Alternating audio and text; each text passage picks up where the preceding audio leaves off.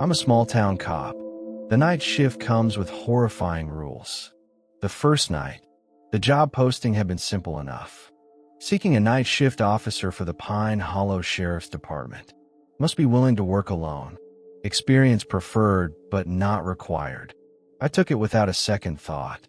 After bouncing from one dead-end security job to another, a stable position as a deputy in a small town sounded like a dream. Pine Hollow was one of those places people passed through without noticing, nestled between dense forests and long-forgotten roads. It wasn't even on most maps. The moment I drove into town, I realized why. The air here felt wrong. It wasn't something you could see. There were no ominous storm clouds or abandoned buildings with broken windows. Everything looked normal. But the silence, the way people stared as I passed, the way shopkeepers locked their doors the moment the sun started setting, I knew something was off. Still, I told myself I was being paranoid. I needed this job. The sheriff, an older man named Harlan Briggs, barely looked up from his paperwork when he hired me. No background check, no long interview. Just a nod and a simple instruction. Be here by sundown and read the rule book. Follow it exactly. I assumed he was being dramatic. He wasn't. The rule book. I arrived at the station 15 minutes before my shift started, feeling oddly nervous.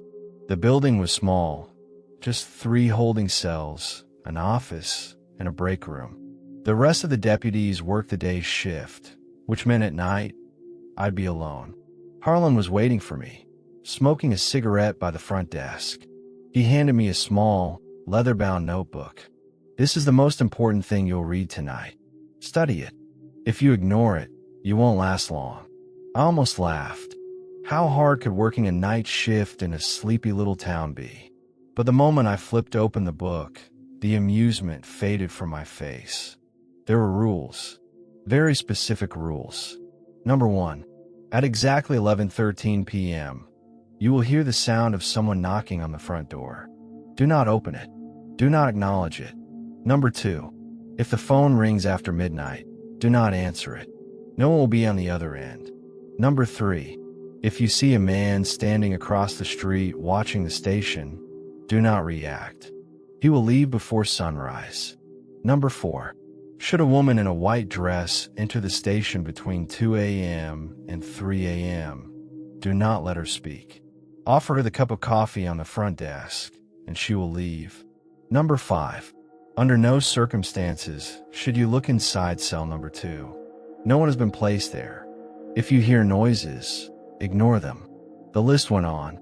There were 12 rules in total, each more unsettling than the last. I looked up at Harlan, expecting some kind of explanation. He just gave me a tired look and said, "Clock in. Hope you make it through the night." The knock at 11:13 p.m. The first few hours were uneventful. I spent them familiarizing myself with the station, sipping terrible coffee, and watching the old security monitors. Nothing happened. The town was dead silent. And then, the knock came. A slow, deliberate knocking at the front door. 11:13 p.m. on the dot. I froze, my grip tightening on the armrest of my chair. It sounded wrong. Not like a person knocking. Too steady. Too calculated. I turned to the front door. The blinds were drawn, but I could see the silhouette of a figure standing on the other side. I wasn't supposed to answer. The rulebook was clear. Do not acknowledge it. But my curiosity was stronger than my fear.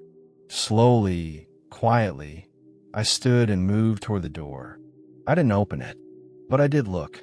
Through the narrow gap in the blinds, I saw something that made my stomach turn to ice. There was no one there, but the knocking continued. I stumbled back, my pulse hammering. My hand was shaking, but I forced myself to sit down. I kept my eyes on the desk, pretending I hadn't just broken a rule. At exactly 11:15 p.m., the knocking stopped. I let out a breath I hadn't realized I was holding. But just as I started to relax, something worse happened. The phone rang. The call from nowhere. It was an old rotary phone, the kind that shouldn't even be functional anymore. The sound echoed through the station, piercing the silence like a knife. I stared at it, my heartbeat in my throat. Rule number 2. If the phone rings after midnight, do not answer it. I glanced at the clock. 12:01 a.m. I wasn't stupid enough to pick it up, but I also wasn't stupid enough to ignore it. I grabbed my flashlight and stepped away from the desk, scanning the dimly lit office for any sign of movement. The phone rang again, and then it stopped. A new sound replaced it. A whisper, coming from the receiver. It started softly, barely audible, but it grew louder, turning into a garbled, wet hissing noise, like someone was speaking through a mouthful of water. I grabbed the receiver and yanked it from the base, disconnecting the call. The moment I did, a loud bang erupted from the back of the station. Cell number 2. The thing in the cell. I didn't want to look. Every instinct screamed at me to sit down, to pretend I heard nothing. But I was already breaking the rules. I grabbed my gun, took a deep breath, and walked toward the cells. The hallway leading to them was dark, too dark. The overhead light flickered, casting erratic shadows against the walls. And then I heard it. A voice. Muffled. Weak. Coming from cell number 2. "Help me." I stopped cold. The voice was familiar. Too familiar. I took another step forward, my pulse hammering against my ribs. The air smelled foul, like something had been rotting in the walls for weeks. And then, I saw it. A hand. My hand. It was reaching through the bars. Identical to mine. Same scar on the knuckle. Same wedding ring I hadn't worn in years. It gripped the bars tightly, fingers twisting unnaturally.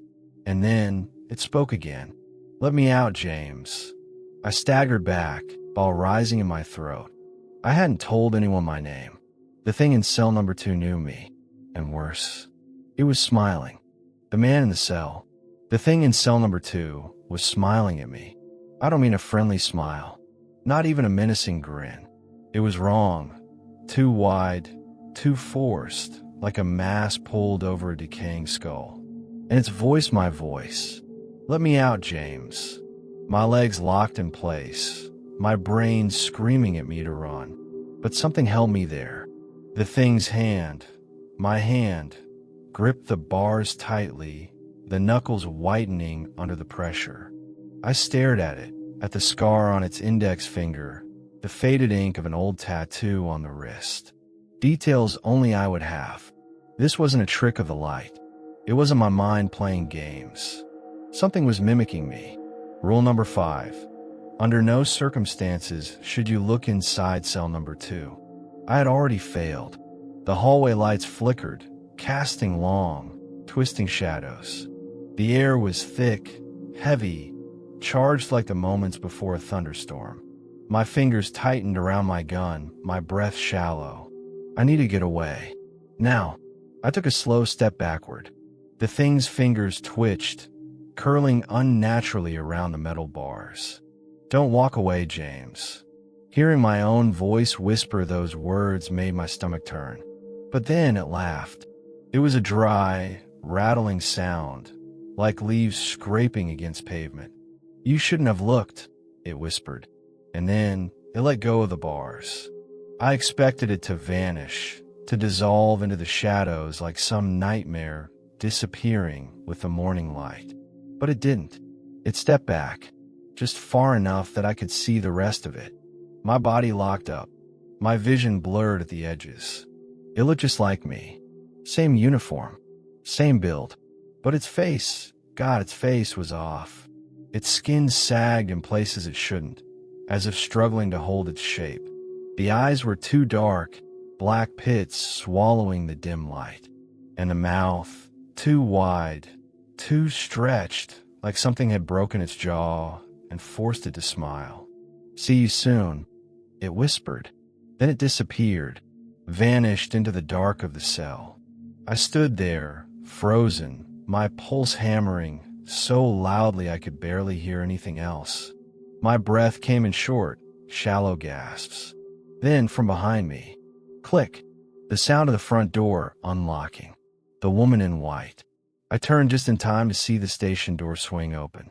The outside was still pitch black, the street lamp outside barely casting enough glow to reach the sidewalk.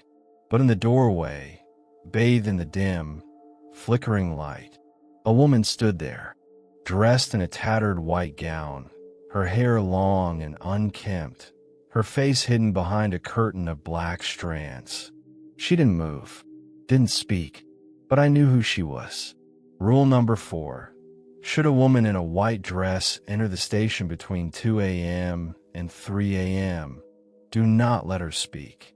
Offer her the cup of coffee on the front desk, and she will leave. My eyes darted to the clock. 2:17 a.m. She stepped forward. I moved before I could think, nearly tripping over myself as I lunged for the desk.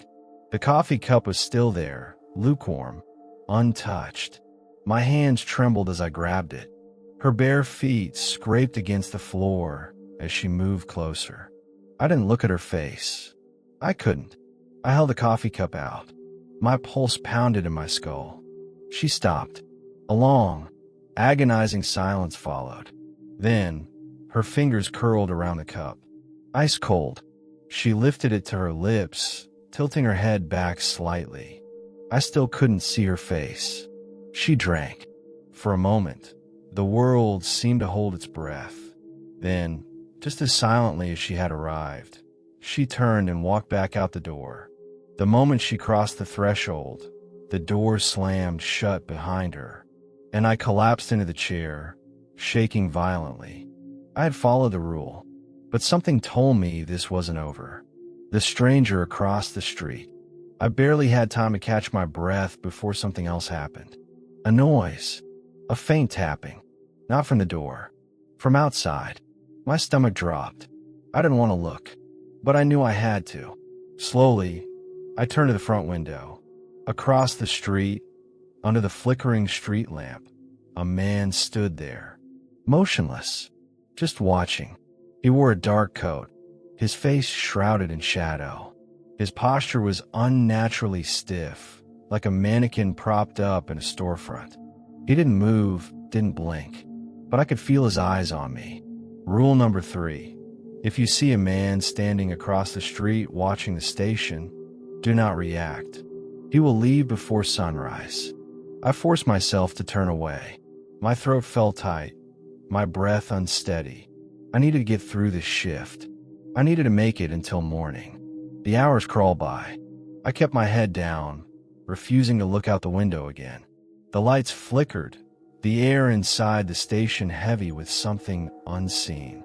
But eventually, just as the sky began to lighten with the first hints of dawn, I looked up, and the man was gone. Morning comes, but the fear remains. I made it through the night. At exactly 6 a.m., Sheriff Briggs walked into the station, as if nothing unusual had happened. He poured himself a cup of coffee, glanced at my pale, exhausted face, and smirked. "Did you follow the rules?" I could barely form words. I just nodded. "Good," he said. "Then you're still alive." He took a sip of his coffee, then added, "Most rookies don't make it past the first shift." I wanted to ask, wanted to demand answers, but I already knew I wouldn't get any. I had survived, but something told me the next shift would be worse. And I was right, because later that evening, as I was getting ready for my second night at the station, I found a note stuffed inside my locker, a piece of crumpled paper with only 5 words written on it. "You shouldn't have looked, James." The second night, the note in my locker wasn't old. The paper was crisp. The ink was fresh. Someone had left it there recently. I stood frozen, my pulse hammering in my ears. The station had been empty when I arrived. The only person who had access to this room was Sheriff Briggs, and he hadn't left his office since I walked in. I scanned the room, my skin crawling. Was someone watching me? The words on the note burned into my mind. "You shouldn't have looked, James." My mouth was dry. I clenched my fists, forcing myself to stay calm. I had looked into cell number 2. I'd seen the thing inside it, the thing that looked like me. And now someone new. The sheriff's warning. I stormed into Sheriff Briggs' office, gripping the note so tightly it crumpled in my fist. He looked up, unfazed, sipping his usual morning coffee. "Something on your mind, rookie?" I tossed the note onto his desk. "Who wrote this?" He didn't even glance at it, just sighed, set his coffee down, and leaned back in his chair. "Guess you peeked inside cell number 2 after all." I stiffened. "You knew." He exhaled slowly, rubbing his temples. "James, the rules ain't just guidelines. They're the only thing keeping you alive in this town." He finally looked at me, his eyes dark and unreadable. "You don't break the rules. And if you do, you sure as hell don't get caught." A lump formed in my throat. Caught by who? Briggs didn't answer. Instead, he stood and walked past me, heading for the door. "Clock in. Hope you make it through your second night." And just like that, he was gone. The unmarked car. I tried to shake it off. Tried to convince myself the note was just a warning. A sick prank to keep me in line. But deep down, I knew better. By the time my shift started, the uneasy feeling still hadn't left me. I checked the rulebook again, scanning for anything I might have missed. But there was nothing new. Same eerie instructions. Same cryptic warnings. I told myself to focus, to stick to the rules this time.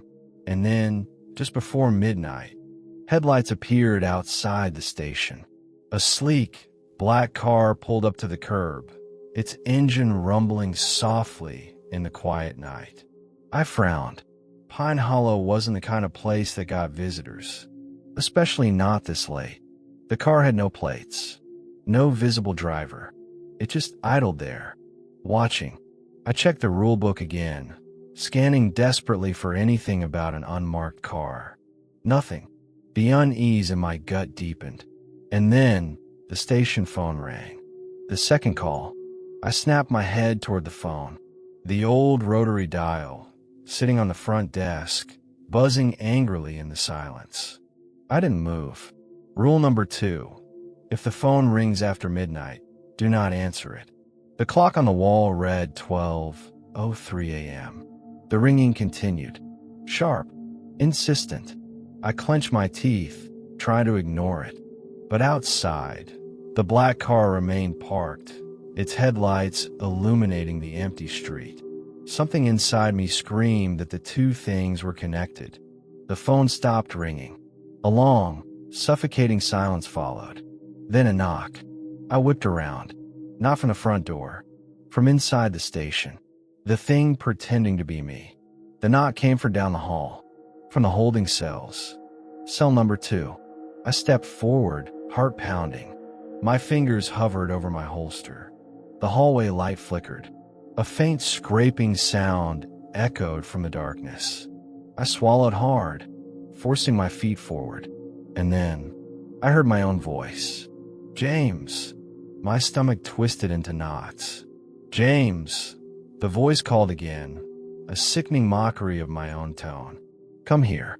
I need to show you something." I reached the cells, gripping my flashlight so tight my knuckles turned white. And there, standing inside cell #2, was me. The same uniform, the same face. But something was off. Its posture was stiff, its head tilted at a strange angle. And its eyes were wrong. Dark, hollow. A slow, impossible grin spread across its face. "Come closer, James." I couldn't move. It pressed against the bars, its breath rattling. "I just want to talk." I took a step back. The thing's smile widened. "You can't ignore me forever." A loud bang came from the front door. I spun around. When I turned back, the cell was empty. The black car leaves, but not alone. I stumbled back, my entire body shaking. The knocking at the front door continued. Slow, deliberate. 11:13 p.m. had passed hours ago. This wasn't part of the rules. I stayed where I was, gripping my gun, waiting. Then, the knocking stopped. I waited, breath shallow. After a long silence, I crept toward the front window, peering outside. The black car was still there, but now a figure was stepping into it. I barely caught a glimpse before the door shut, but my stomach twisted into knots. The thing from the cell had gotten into the car. It sat in the passenger seat, its dark, hollow eyes staring straight ahead. The engine revved, the headlights flickered, and then the car pulled away and disappeared into the night. The sheriff knows more than he's saying. The moment sunrise broke, Sheriff Briggs walked in, as if nothing had happened.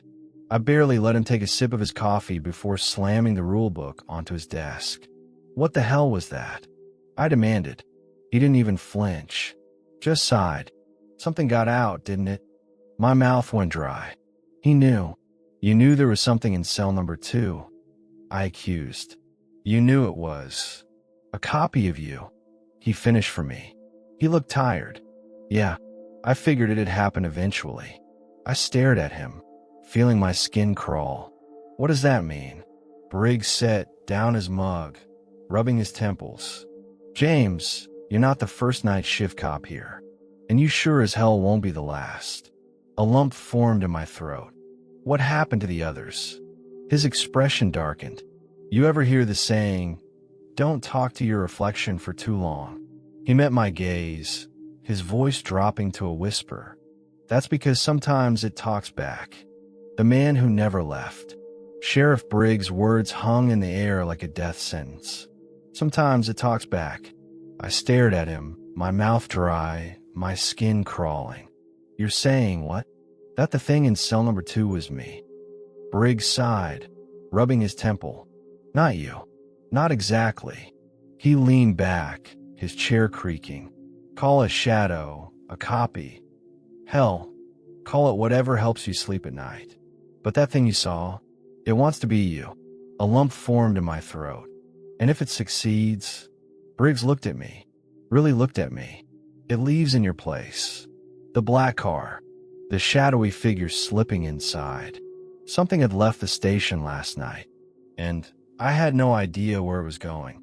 Or what it planned to do. The missing officer. The next night, I walked into the station with a sinking feeling in my gut. I was getting used to the rules. The woman in white, the shadowy man across the street, the phone that I could never answer. But tonight, something felt different. Briggs was waiting for me at the front desk, his usual coffee steaming in hand. But there was an extra cup beside him. I frowned, expecting someone. Briggs didn't smile, didn't joke. He just slid the extra cup toward me. Drink up. I hesitated. Why? His expression darkened. Because if you don't, you might end up like Carter. I froze. Carter, the previous night shift cop, the one no one ever talked about. What happened to him? I asked. Briggs exhaled through his nose, staring at the steaming cup. He didn't drink the coffee when I told him to. I swallowed hard, and Briggs' jaw tightened. Now he's still working the night shift. The man in the old uniform. Midway through my shift, I heard something move inside the station. A soft shuffle. Not from the front door. Not from the cells. From a hallway near the evidence room. I grabbed my flashlight, my pulse hammering, and moved toward the noise. The hallway was long, the overhead light flickering weakly. At first, there was nothing. Then, a figure stepped out of the shadows. I barely stopped myself from screaming.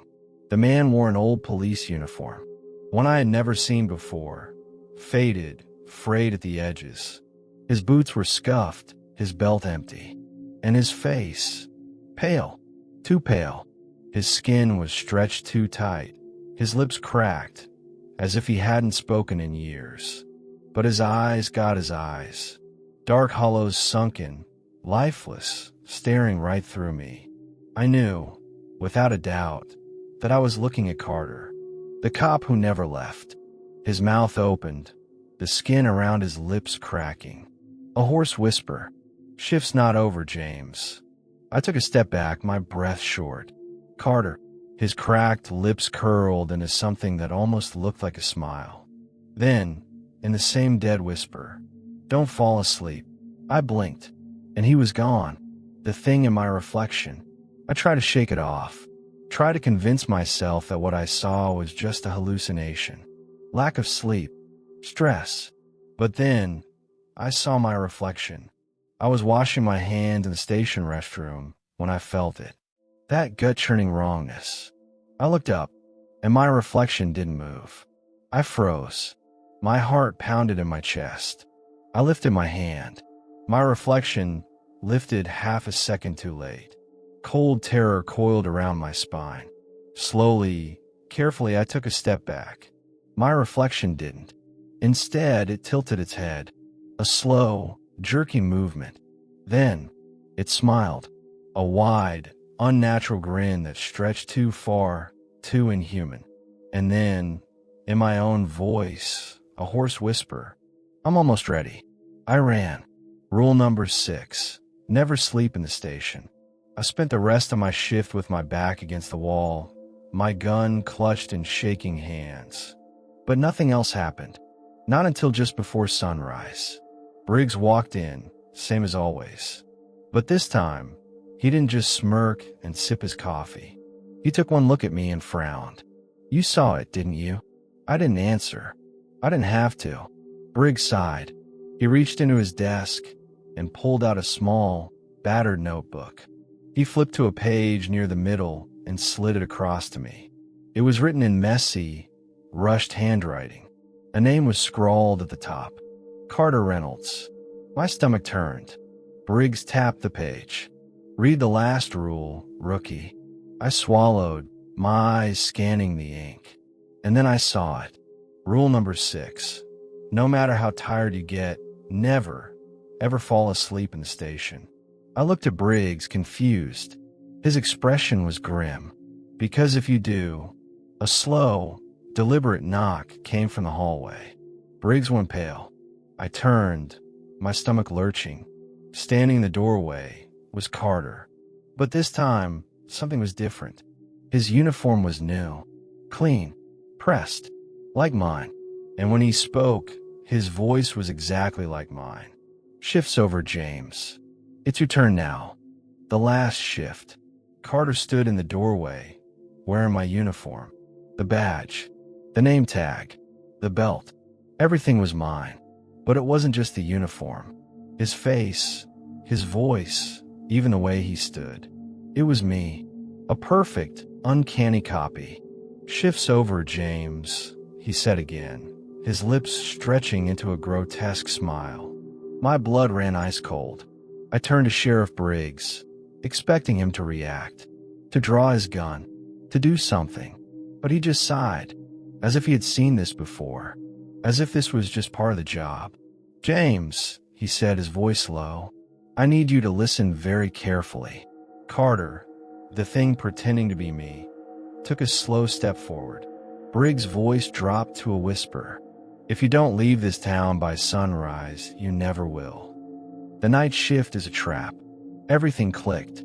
The rules, the warnings. The previous night shift officers who had left. They never left at all. They were replaced. The thing in cell number 2. The copy that had escaped into the black car. It hadn't been finished yet. It hadn't fully become me. But now it had. And there was only room for one James Holloway. I took a step back, my pulse hammering in my ears. Briggs didn't move, didn't blink, just watched me with that same tired, resigned expression. "How do I stop it?" I whispered. Briggs didn't answer, because there was only one way out. I had to run, the escape. Carter, or whatever it was now, was still smiling. "Where do you think you're going?" he asked, his voice too calm, too casual. I didn't answer. I bolted for the exit. The thing that looked like me moved fast. Faster than anything should have. Footsteps slammed against the station floor as it chased me. The front door was so close. I could see the night sky, the first sliver of sunrise creeping over the hills. Almost there. Then, the lights cut out. The station plunged into total darkness. A cold breath brushed the back of my neck. And then a voice. "You're too late." The final rule. I hit the ground hard. The thing tackled me. I thrashed, kicked, fought like hell, but it was strong. Too strong. It was winning. Fingers dug into my throat. A horrible, distorted version of my own face stared down at me. Eyes filled with hunger. Time's up, James. No, I wasn't going to die here. I reached blindly, my fingers scraping against the wooden floor. And then, I felt it. Something cold. Metal. My gun. I didn't hesitate. I fired. The thing screamed. Its body convulsed. The light flickered back on for a single, horrifying second. And I saw. Its face was melting. Skin peeling away, revealing something black and writhing underneath. It wasn't human. It never had been. Then it was gone. Vanished. And I was alone. The town doesn't let you leave. I stumbled out of the station, gasping for breath. The sun was rising. The fresh air hit my lungs like a shockwave. I kept moving, feet pounding the pavement. My car was where I left it. I yanked the door open, shoved the key into the ignition. The engine roared to life. I peeled out of the parking lot, tires screeching. The town was dead silent. No people, no cars, just endless, empty streets. And then, the phone rang. My police radio. The sound made my stomach drop. I almost ignored it, almost let it keep ringing.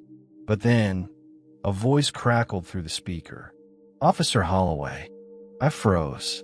We have a situation at the station. A long pause.